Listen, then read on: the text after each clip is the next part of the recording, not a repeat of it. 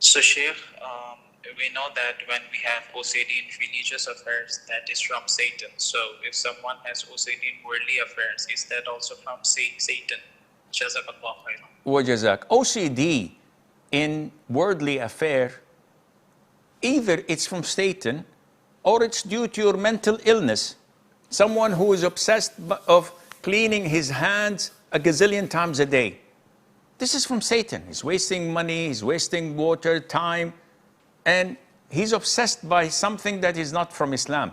Most issues that are an obsession are from shaitan.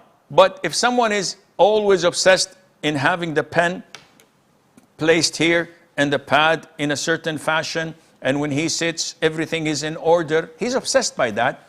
It can be a form of a mental illness. It can be something normal of his daily routine or his way of conducting and administrating things. So it depends, but most likely, yes, an obsession is from shaitan.